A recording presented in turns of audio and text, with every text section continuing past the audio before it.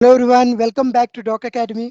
आज हम लोग सीखने जा रहे हैं पावर पाइवेट का पार्ट 9 में हम लोग कॉनकैटिनेट एंड कॉनकैटिनेट एक्स के बीच में डिफरेंस जानेंगे। साथ ही साथ हम लोग फॉर्मेट के बारे में जानेंगे कि पावर बीआई के अंदर या फिर पावर पाइवेट के अंदर फॉर्मेट कैसे सेट किया जाता है।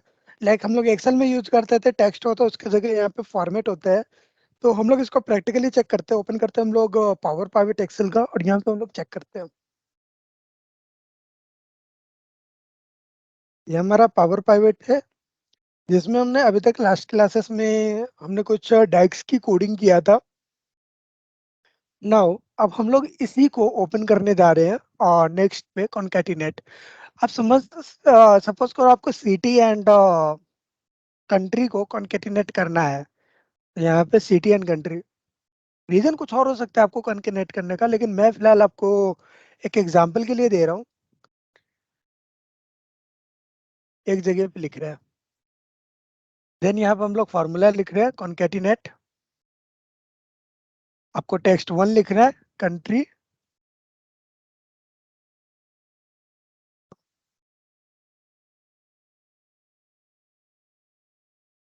एंड टेक्स्ट टू में लिखना है सिटी, एंड ओके। अच्छा, अगेन मैं बात करता हूँ, जब भी हम कनकैटिनेट की बात करते हैं, ठीक है, तो ये सिर्फ दो वैल्यू को सपोर्ट करता है। इन्होंने मुझे बीच में एक स्पेस भी देना था, ये उसको सपोर्ट नहीं कर पा रहा है।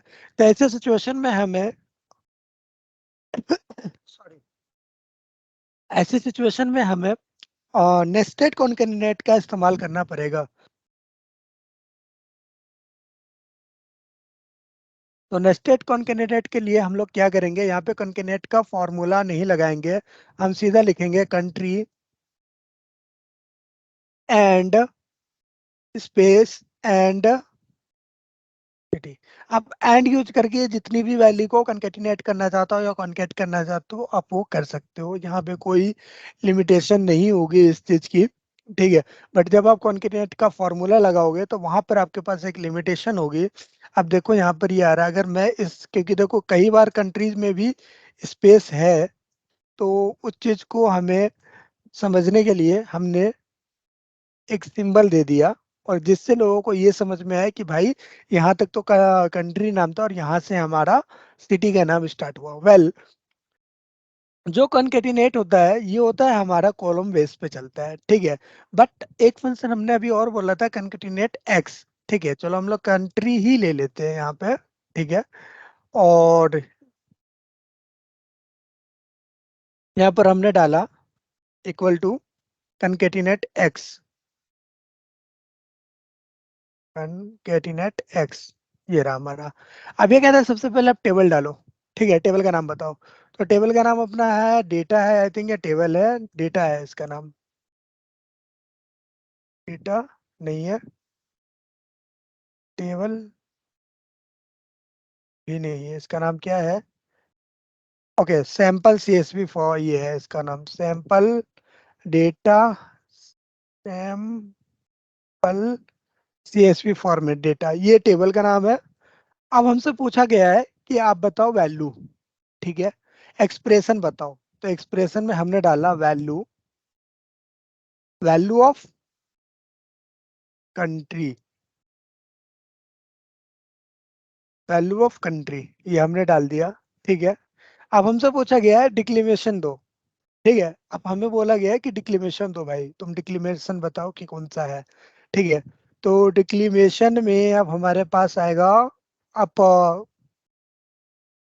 ये डाल दो, कुछ भी डाल सकते हो, ठीक है। देन ऑर्डर वगैरह बताते हैं, हमने इसको क्लोज कर दिया। अब ये जो होता है ये रॉ वाइज होता है, आपको एक एक रॉज वाइज दिखलाएगा ये, 1 सेकेंड। चलो अभी एक बार रिमूव करते हैं,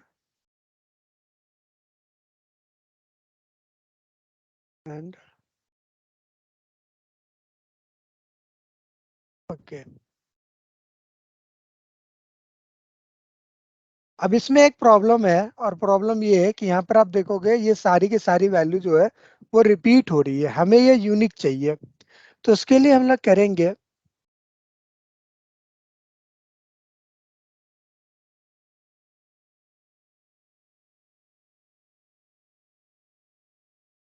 समराइज लगाएंगे, ठीक है, टेबल एंड यहाँ पर अब हम लोग ले लेंगे कंट्री, ठीक है, और ओके कर देंगे।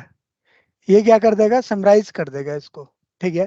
अब यहाँ पर जो हमें दिखला रहा है वो केवल और केवल कंट्रीज को इन्होंने क्या कर दिया, समराइज कर दिया, यानी यूनिक कर दिया। क्योंकि समराइज जो फंक्शन होता है ये टेबल फंक्शन होता है, और ये क्या करता है, डुप्लीकेट को रिमूव कर देता है, जितने भी डुप्लीकेट्स होते हैं उनको रिमूव कर देता है, ठीक है।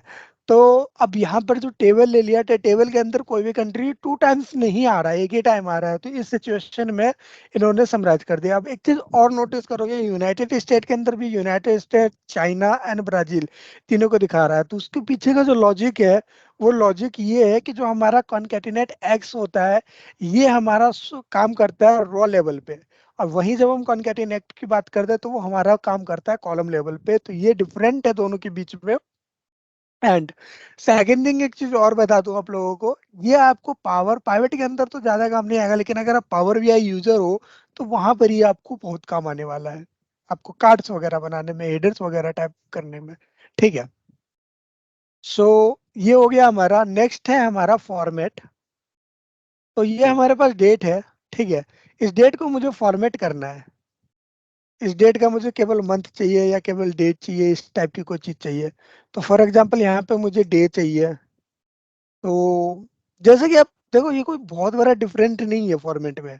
आप सिंपल जिस तरह से अभी तक एक्सेल में टेक्स्ट यूज करते थे, यहाँ पे आप फॉर्मेट यूज कर सकते हो। वैल्यू डाल दो पहले, वैल्यू हमारा हो जाएगा हायरिंग डेट, ठीक है। अब कहता फॉर्मेट, मैंने डी डाल दिया 3 बार, ठीक है। एंड अगेन, ये नॉन केस सेंसिटिव है क्योंकि हम लोग डैक्स यूज कर रहे हैं।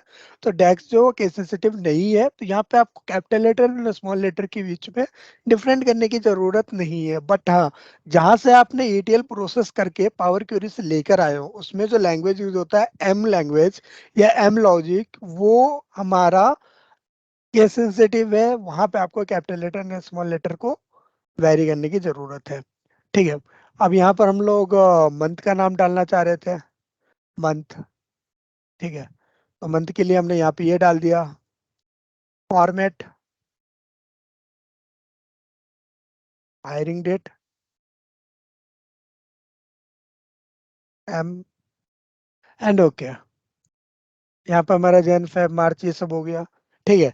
अब अगर हमारे को मंथ, ये जो हमारा मंथ एंड डेट लेना है, मंथ स्लैश वाई वाई, ठीक है, ये हमें लेना है, मंथ एंड ईयर का लेना है फॉर्मेट। तो इसके लिए हमने क्या करना है, वो सेम फॉर्मेट का इस्तेमाल करेंगे, फॉर्मेट हायरिंग डेट, ठीक है, M slash Y Y Y. आपको डेट टाइम का फॉर्मेट बनाना वगैरह वगैरह, आप लोग एक्सेल से तो फैमिलियर है ही हो, ठीक है। तो आपको जैसे ही एक्सेल के टेक्स्ट फॉर्मेट का इस्तेमाल करो, यहाँ पे आपको फॉर्मेट का इस्तेमाल करना है, फॉर्मेट फंक्शन का इस्तेमाल करना है। कई बार होता है ना, लोग कंफ्यूज हो जाते हैं, यहाँ पे टेक्स्ट ढूंढ रहे होते हैं, उनको टेक्स्ट नहीं मिलता, वो कंफ्यूज हो जाते हैं कि यार अब क्या करें हम। तो यहाँ पर उनका फॉर्मेट होता है टेक्स्ट के अंदर, दैट्स इट।